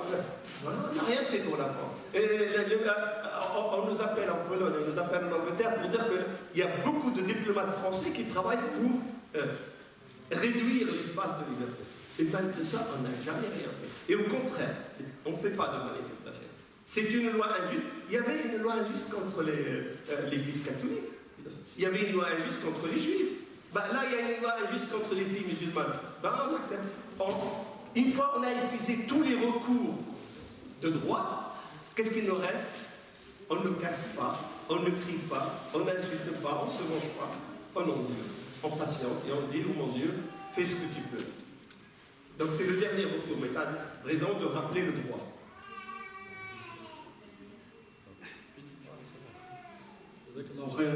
Barakallahu Fik pour votre intervention et surtout pour les échanges et les réponses. Je pense que c'est l'heure de clôturer. Je fais nous un doigt et on va faire la prière.